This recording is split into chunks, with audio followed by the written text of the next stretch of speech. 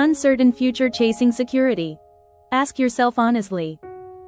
First, do you overthink decisions because you fear making mistakes? Second, do you keep looking for guarantees before taking action? Third, does excessive planning still fail to reduce your anxiety? Fourth, do you depend heavily on advice, predictions, or reassurance from others? Fifth, do you feel you are unable to handle uncertainty within yourself?